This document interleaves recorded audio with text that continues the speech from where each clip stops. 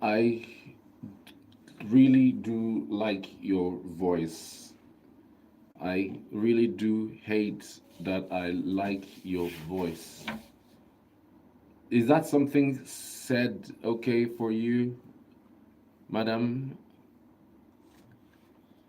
Should I say something again?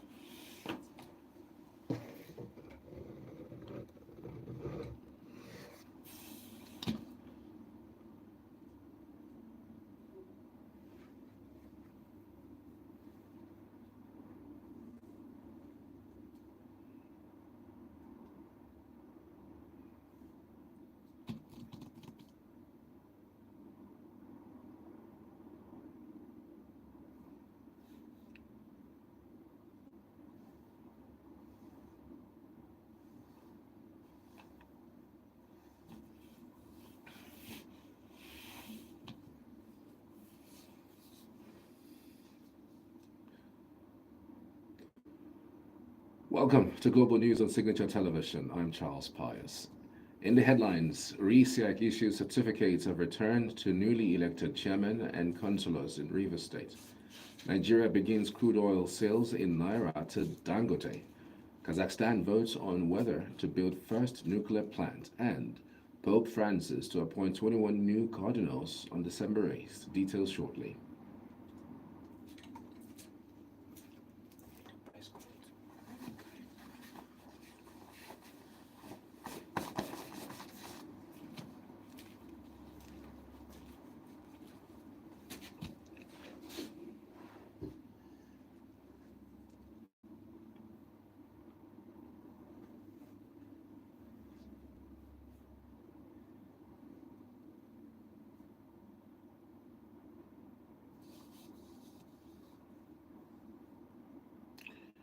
The Rivers State's Governor, Similaya Fubara, has sworn the newly elected council chairman of the 23 local government areas.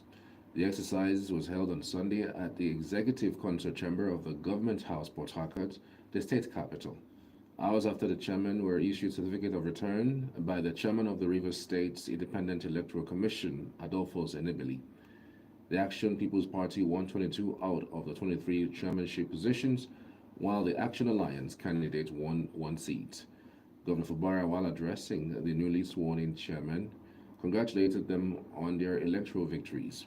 The ceremony was graced by notable dignitaries, including the chairman of the People's Democratic Party (PDP) Governors Forum, Bauchi State Governor Bala Mohammed, who was in attendance to lend his support. Each chairman was accompanied by a guest, as stipulated by the state government, and they are now expected to immediately assume their duties, focusing on fulfilling their campaign promises and improving the welfare of their local communities.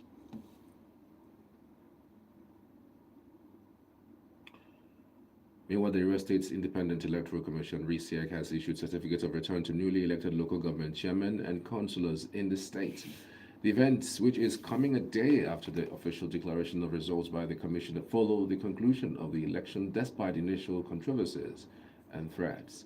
The chairman of RISEC, retired Justice Adolphus Enebeli, who had earlier announced that the Action People's Party (APP) won 22 out of 23 chairmanship positions, declared Uzodinma Nwafo of the Action Alliance as winner of the Che local government, the only council area whose results was outstanding.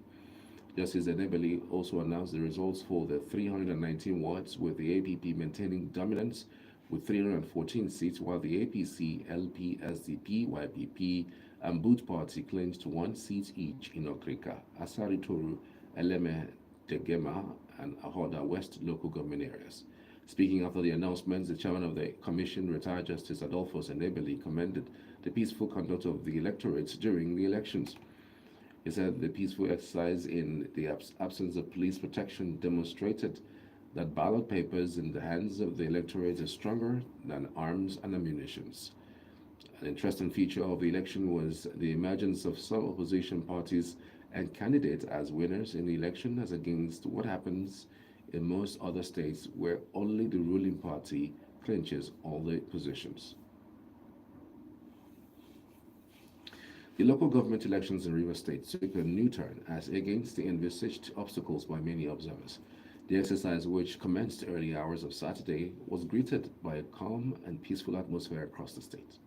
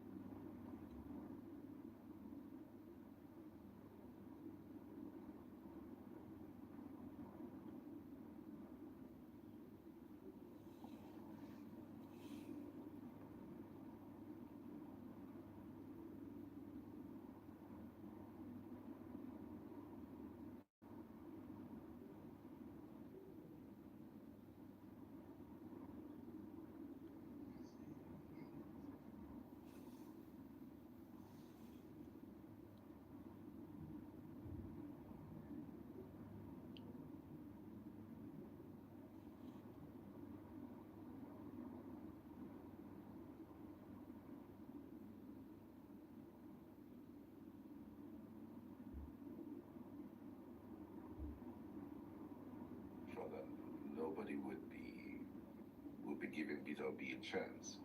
But for somebody like that who is that strong in the north,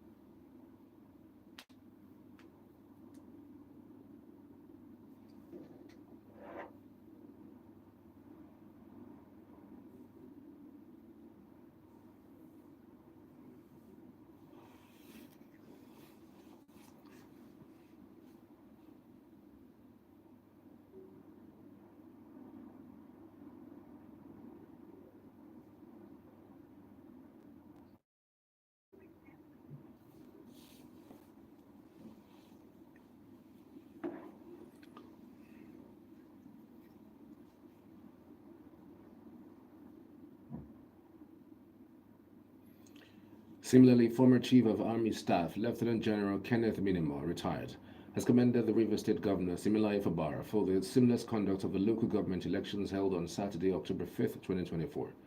In a congratulatory message to the governor, a copy of which was made available to newsmen in Uyo on Sunday, Minima particularly lauded the governor's resolve in ensuring that the elections took place and described the outcome as a significant milestone for the state. While urging the governor to remain resolute in driving the development of the state, he also urged politicians to prioritize the welfare of the people and put the needs of their constituents above other considerations. He also commended the Rivers State's Independent Electoral Commission and the people for their part in the success of the elections. Still on Rivers election, the Coalition of United Political Parties, CUPP, has congratulated the people of Rivers State on the successful conduct of the local government elections in this state. The National Secretary of the coalition, Peter Ame, in a statement described the election as a triumph for democracy, citing the peaceful participation of the people as a testament to their unwavering commitment to democratic values. Ame noted that the people of Rivers have sent a powerful message on the need for accountability, transparency, and effective governance and the collective resolve of the people of the country for a better national election. The CUPP National Secretary also highlighted the significance of the election, which, according to him, has inspired hope for a brighter future and demonstrated the power of collective action.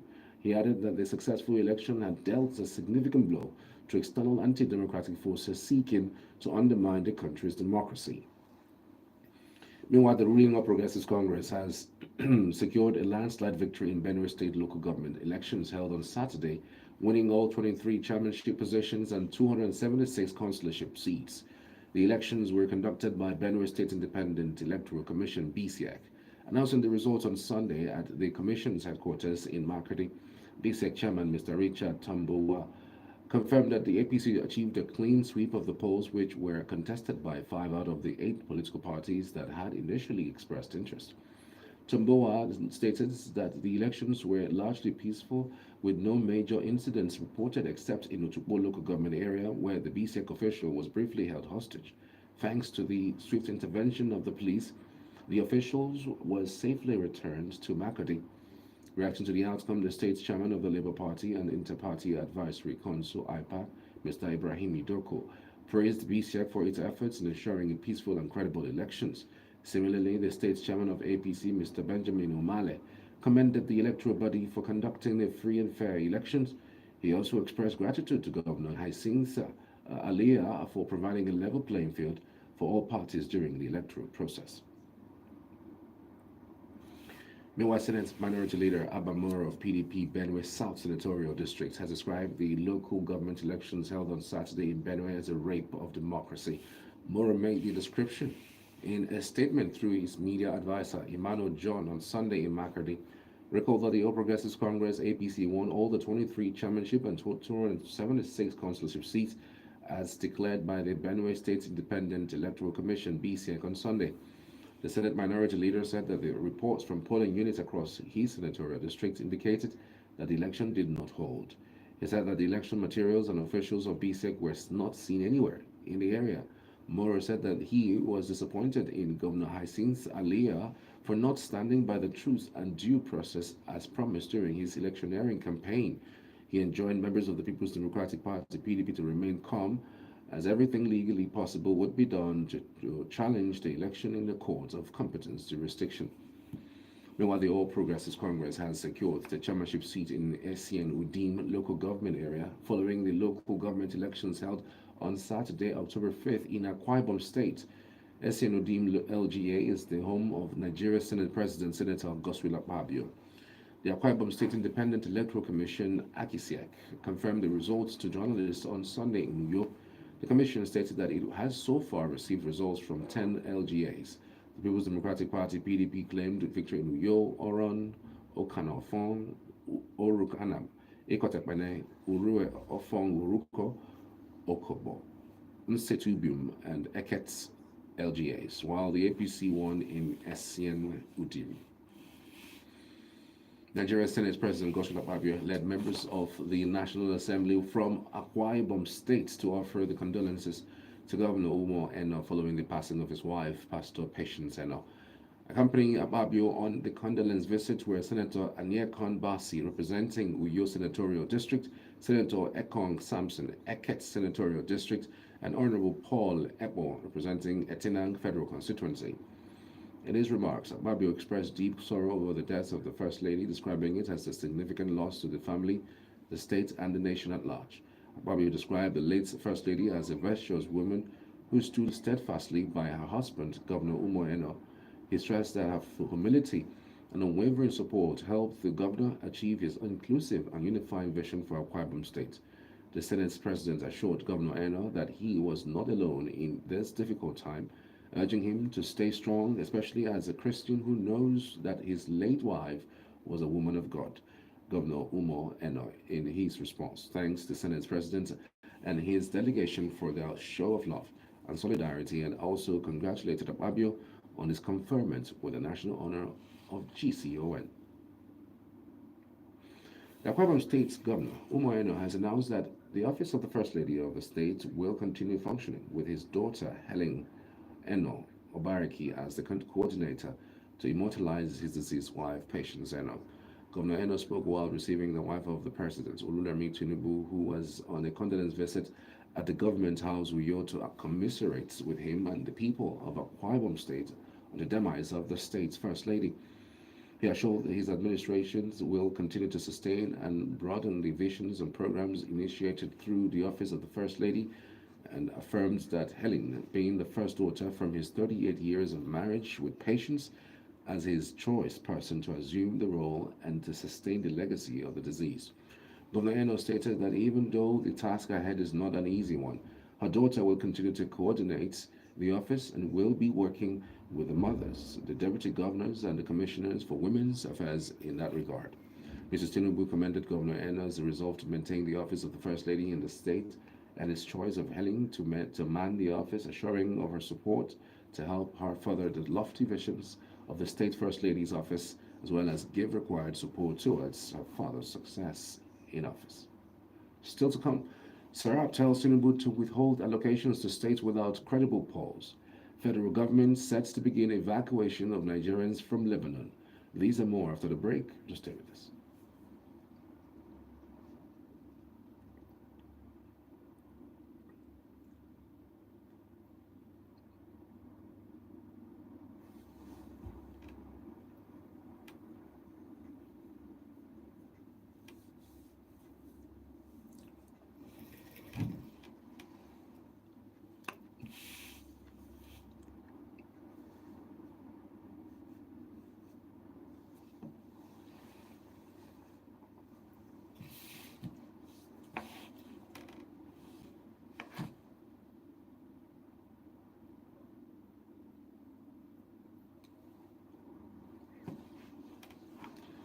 Welcome back. You're watching Global News on Signature Television. The Independent National Electoral Commission (INEC) says over 2 million registered voters will participate in the November 16th governorship elections in Ondo State. Resident Electoral Commissioner in the state, Mrs. Oluwatoyin Babalola, made the disclosure on Akure while addressing newsmen on the level of the Commission's preparedness of the governorship elections. Babalola said that the Commission would soon commence the distribution of permanent voters' cards (PVCs), urging registered voters in the previous registration exercise who are yet to collect their cards to do so. She said that the Commission would simplify the collection process and establish PVC collection centers in all registration areas and in local government areas for ease of access. The REC said that a large percentage of the non-sensitive election materials required for the election had been received and deployed to the 18 local government areas, and that the Commission is working with the relevant security agencies and stakeholders to ensure safe storage and timely distribution of the materials on the eve of elections. Meanwhile, the Social Economic Rights and Accountability Project (SERAP) has called on President Bola Tinubu to withhold allocations to states that have failed to conduct credible local government elections. In a statement by Deputy Director Kolawole Oluwadare on Sunday, SERAP told Tinubu to direct the Minister of Finance and coordinating Minister of the Economy to immediately withhold federal allocations to states that have failed or refused to conduct credible local government elections. The organization also asked the president to ensure that any allocations from the Federation account is paid only to democratically elected local government councils and no other body or institution. Serap also wants the president to publish details of the number of local government councils that have directly received federal allocations and whether the councils are democratically elected, as provided by the Nigerian Constitution 1999 as amended and ordered by the Supreme Court in its judgments on the 11th of July 2024. Several states, including Rivers, Benue, Akwa Ibom, and Jigawa states, held their local government elections on October 5th, with many states yet to conduct theirs, while others have already done so.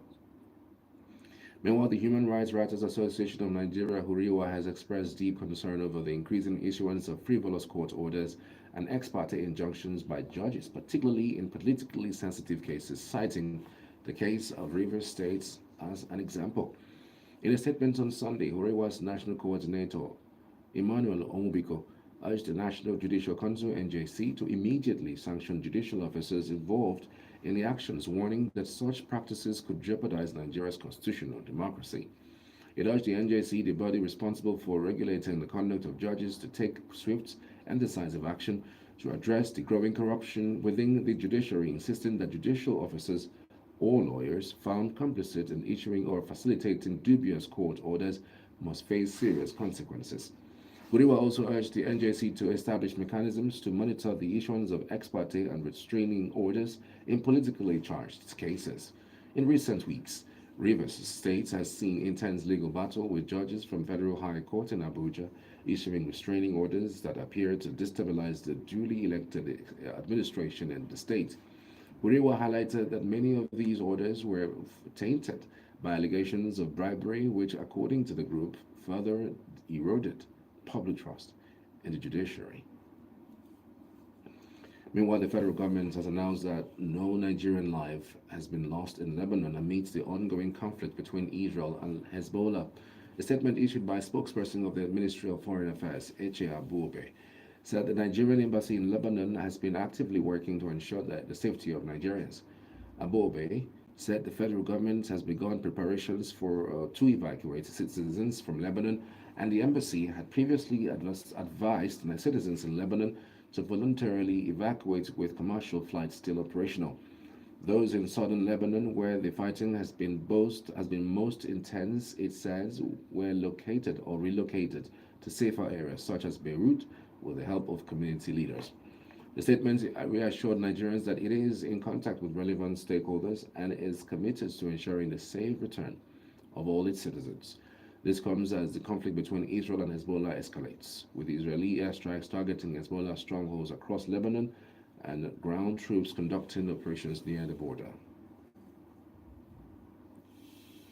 Report indicates that several firms have shut down and many others on the verge of collapse as a result of the high cost of electricity tariff.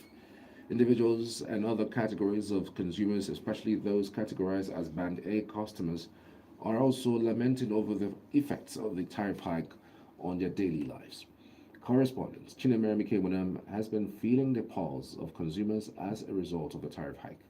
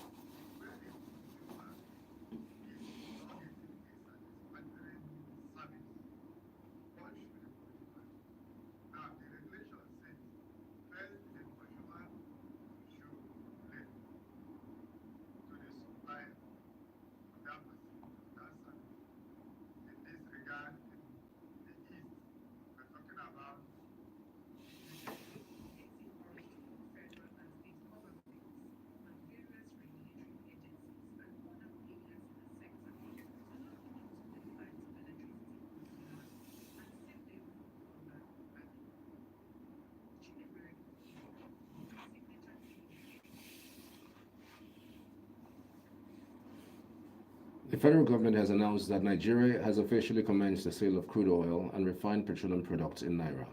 The Minister of Finance and Coordinating Minister of the Economy, Wale Edun, made this known in a statement on Saturday in line with the Federal Executive Council's directive. On July 29, the FEC approved a proposal by President Bola Tinubu directing the Nigerian National Petroleum Company to sell crude oil to Dangote Petroleum Refinery and other refineries in Naira. Days later, the federal government said that the sale of crude oil to Dangote Refinery and other refineries in Naira would commence on October 1st. However, according to Edun, the commencement of the sale of crude oil was affirmed by key stakeholders in the oil and gas sector and is expected to have a lasting impact on the economy, enhancing growth, stability, and self-sufficiency.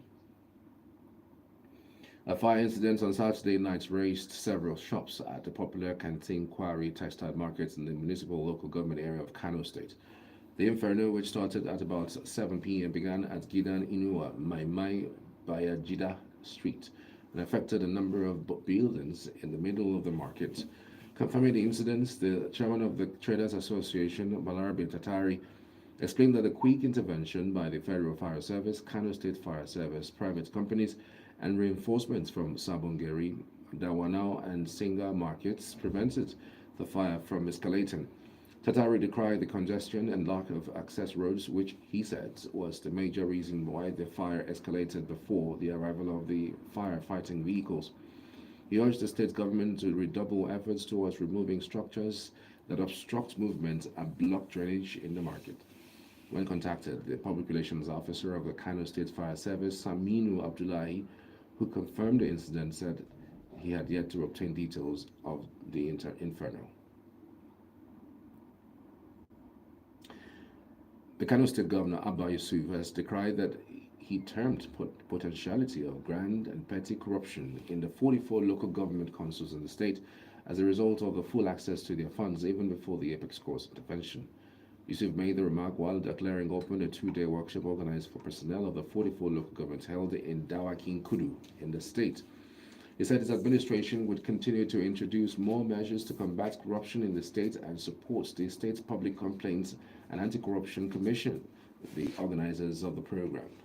The governor said that the workshop was aimed at sensitizing the participants to be fully abreast with what is required to bring about transparency, accountability, and inclusiveness in governance. He said there was need to bring on board the participants into the administration's principles of good governance that has always enabled it to come up with meaningful projects in its efforts to restore the state to its past glory.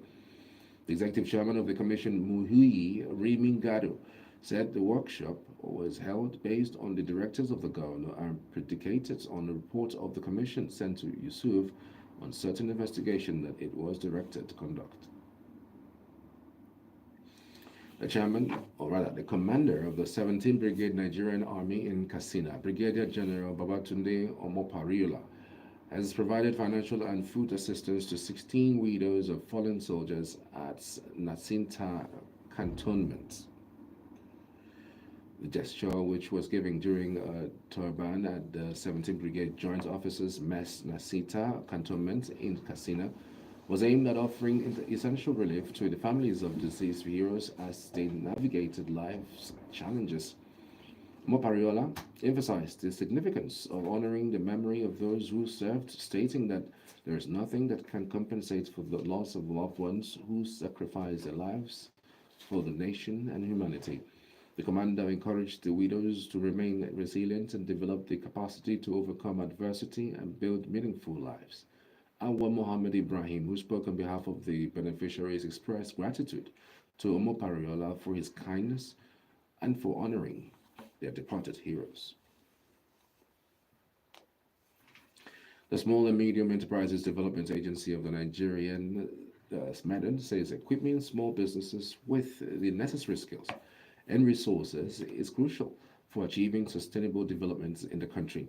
The Director General of SMEDEN, Charles Odi, who spoke on the sidelines of the just concluded 2024 National Micro, Small and Medium Enterprises MSME Conference in Abuja, said there was a pressing need for capacity development within the MSME ecosystem.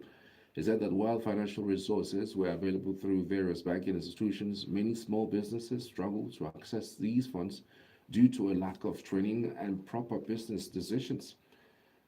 Yet, to address the gaps, Biden is inaugurating a comprehensive initiative that involves training 1,000 business development service providers who will be deployed across all 774 local government areas in Nigeria, such that each area has at least one representative dedicated to educating small business owners. The Director General reiterated the commitment of the government to fostering an environment where small businesses can thrive independently, leveraging technology and collaborative clusters to create a supportive network. Meanwhile, the Nigerian Correctional Service has confirmed an ongoing investigation into allegations surrounding convicted cross-dresser Idris Okuneye, also known as Bobrisky, with findings pending. The Deputy Controller of Corrections, DCC Service Public Relations Officer Abubakar Umar, disclosed this in an interview with newsmen in Abuja on Sunday. Umar also highlighted the service's commitment to rehabilitation and safety through its comprehensive inmate admission process. Recalls that Bobrisky was convicted for mutilating the naira in April and was sentenced to 6 months in jail.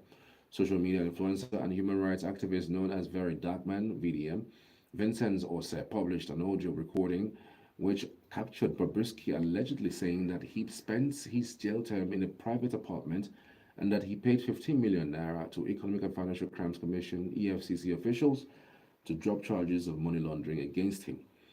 The federal government on Monday, September 30, inaugurated an independent investigative panel to prove allegations of corruption and gross violations of standard operating procedures within the service. Still to come, Frontier Airlines plane catches fire while landing at Las Vegas Airport. Vance addresses abortion campaign messaging, praises Melania Trump. You stay with us.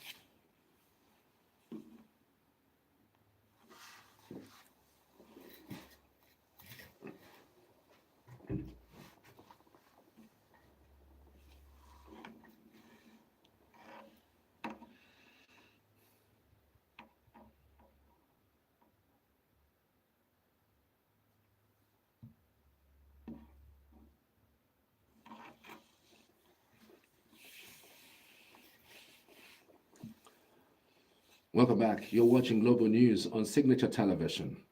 A video footage posted on social media showed that a Frontier Airlines plane caught fire while landing at Las Vegas Airport on Saturday. A statement by Frontier posted on X said the flight from San Diego to Las Vegas was in the process of landing when the pilots detected smoke and declared an emergency. The aircraft landed safely and all 190 passengers and 7 crew members on board were evacuated with no injuries reported, and the cause of the incident is under investigation. The incident took place at Harry Reid International Airport as the video captured trees, mountains, buildings, and positioning of airport runway, which matched file and satellite imagery. Meanwhile, Republican presidential nominee Donald Trump held a moment of silence for slain firefighter Corey Competore at a rally in Butler, Pennsylvania on Saturday. Competore was a firefighter who was killed when a gunman tried to assassinate the former president at a rally in Butler on July 13. Trump led the moment of silence at 6:11 p.m., marking the time that the July shooting began.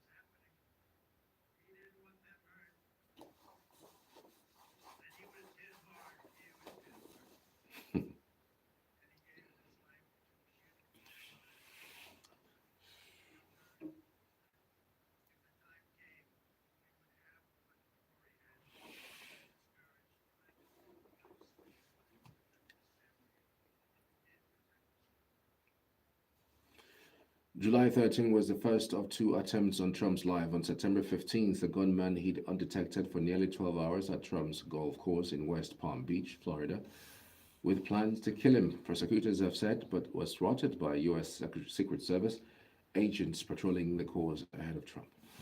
And elsewhere, Republican Vice President, presidential nominee J.D. Vance addressed Donald Trump's campaign messaging on abortion. Melania Trump, the wife of Donald Trump, said in a video on Thursday that there was no room for compromise on a woman's rights to individual freedom. Her comments comes as Trump and his running mate, U.S. Senator J.D. Vance, have attempted to soften the hard edges of the Republican Party's position on abortion.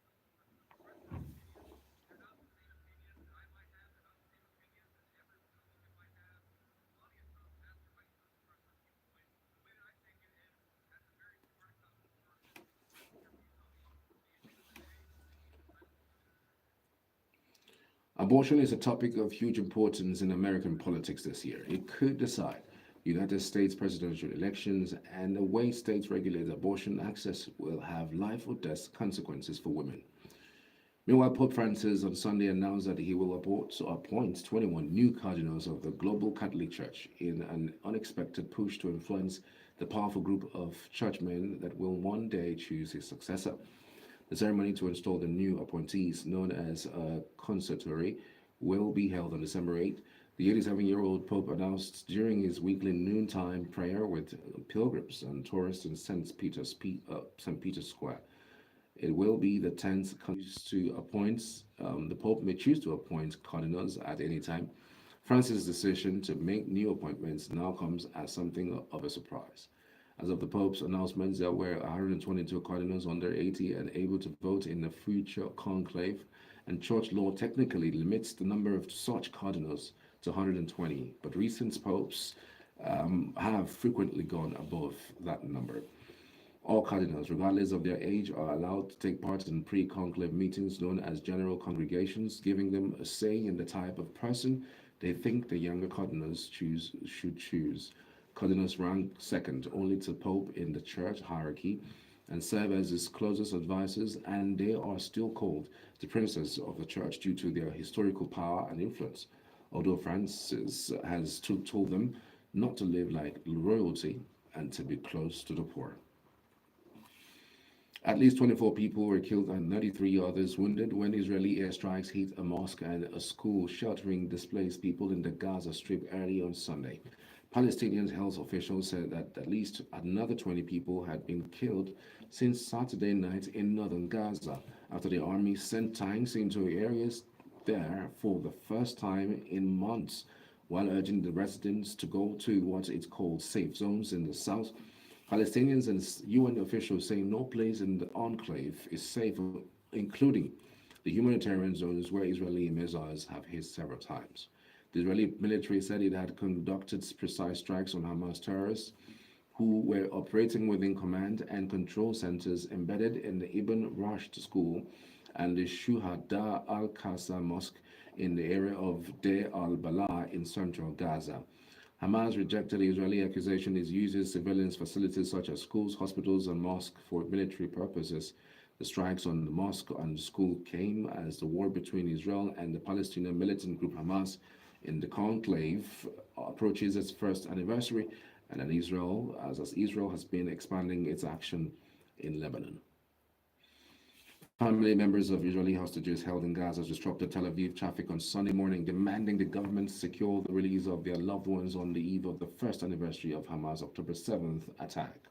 Dozens of protesters chanted and held aloft placards featuring photographs of the hostages, with others depicting Israeli Prime Minister Benjamin Netanyahu and his ministers captioned "the Cabinet of Death."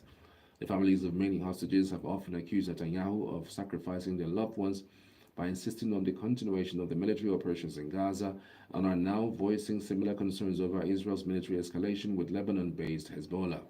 Netanyahu has insisted that maintaining pressure on Hamas is the best way to return the 101 hostages still remaining in Gaza. More than 100 hostages were released in return for Palestinian prisoners in November, and 8 have been rescued by Israeli forces. Plumes of smoke were seen rising over Beirut's southern suburbs as day broke on Sunday. Massive consecutive strikes hit Beirut's southern suburbs from late Saturday, October 5th, into Sunday. Reuters eyewitnesses sending booms across the city and sparking flashes of red and white for nearly 30 minutes, visible from several kilometers away. Strikes also hit close to the airport, according to Reuters witnesses, after the Israeli military warned some residents to flee. The strikes came after days of bombing by Israel of Beirut suburbs, considered strongholds for Iran-backed armed group Hezbollah, killing its leader Saeed Hassan Nasrallah and possibly his potential successor. An airstrike rocked the Lebanese capital on Sunday morning, leaving a large plume of smoke rising above the city.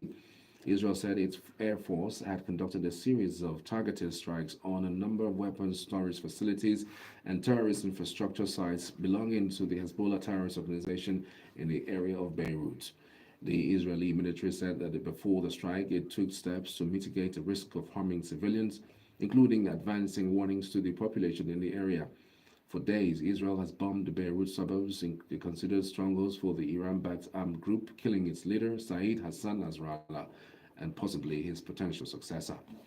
Two foreign climbers stuck on a mountain along the Himalayan ranges were rescued by the Indian Air Force on Sunday. Local media reports said the British climber Faye Manners and American climber Michelle Vrorak were climbing Shokamba Mountain when their bags fell off a raving and got stranded on Thursday. The climbers were spotted by authorities on Saturday, and the Indian Air Force said in an ex-post that their helicopter airlifted the climbers from 17,400 feet after battling 2 days of bad weather. Footage released by the military showed the climbers walking on the snow-capped peaks and later the town of Joshimath in Uttarakhand, a getaway to Himalayan mountain climbing routes. Tunisia began to voting on Sunday in an election in which President Kais Saied is seeking a second term, with his main rival suddenly jailed last month and the other candidates heading in a minor political party. Tunisia had for years been hailed as the only relative success story of the 2011 Arab Spring uprisings for introducing a competitive, though flawed democracy following decades of autocratic rule. However, rights groups now say Said, in power since 2019, has undone many of those democratic gains while removing institutional and legal checks on his power.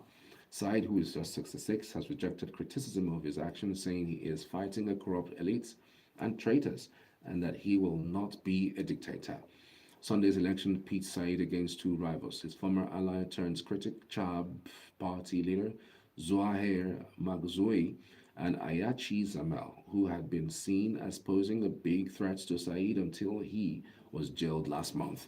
Senior figures from the biggest party, which largely opposed Said, have been imprisoned on various charges over the past year, and those parties have not publicly backed any of the three candidates on Sunday's ballot.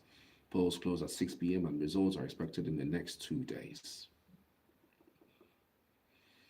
Around 1,000 pro-Palestinian protesters gathered on Sunday, October 6th morning near the U.S. Embassy in Jakarta, demanding for Washington to stop supplying weapons to Israel. The protesters in Indonesia, the world's most populous Muslim-majority country, also called for peace in the Middle East. The decades-old Israeli-Palestinian conflict was triggered when the Palestinian Hamas militants attacked southern Israel on October 7th, 2023, killing 1,200 people and taking about 250 as hostages. Israel's subsequent military attack on Gaza has killed nearly 42,000 Palestinians, according to a Gaza Health Ministry. Kazakhstan began voting in a referendum on Sunday on whether to build its first nuclear power plant, an idea promoted by President Kassym-Jomart Tokayev's government as the Central Asian nation seeks to phase out polluting coal plants. The plan has faced public criticism of concern over any related hazards, the Soviet nuclear testing legacy, and fears that Russia will be involved in the project. In the village of Yulkan on the shores of a Lake Balkhash, which the cabinet has designated as the site to build the plant on, some locals hoped the project would bring jobs, while others expressed concern about the impact on the quality of the lake water. Despite the sizable natural gas reserves in the Central Asian nation of 20 million relies mostly on coal power plants for its electricity needs, supplemented by some hydroelectric plants and the growing renewable energy sector. The government says a reliable energy supply is needed to supplement renewable sources such as solar and wind power, and since Kazakhstan is one of the world's biggest uranium producers, nuclear power is a logical choice. The former Soviet Republic, however, does not enrich uranium to the point where it can be used as fuel. The cabinet estimates that a nuclear power plant would cost $10 billion to $12 billion to build. The country was also the site of hundreds of Soviet nuclear weapons tests, which have made swaths of lands uninhabitable, led to disease among people in nearby areas, and have made many people distrustful of anything nuclear. The referendum will be considered valid if more than 50% of registered voters cast their ballot. Leaders of China and North Korea traded a vow of enhanced bilateral cooperation on the 75th anniversary of the establishment of diplomatic relations between the two countries, state news agency KCNA reported on Sunday. Kim also pledged to steadily strive to consolidate and develop the friendly and cooperative relations between the DPRK and China as required by the new era in his message to Xi earlier this month on October 1st, according to KCNA. China is by far North Korea's largest trading partner, and the two share a history going back to Beijing's support of Pyongyang during the 1950 to 1953 Korean War. But China this year reacted guardedly as Kim deepened ties with Russia President Vladimir Putin. This year, North Korea and Russia signed a strategic treaty that includes mutual defense elements. And elsewhere, at least 7 members of the same family, including 2 children, died in a fire that broke out at a multi-story building in Mumbai, India on Sunday, according to local police.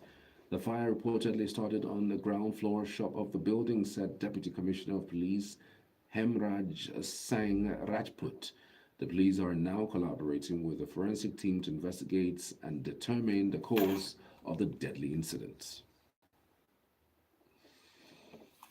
And that's the news this hour. I'm Charles Pius. Thank you for watching. Good evening.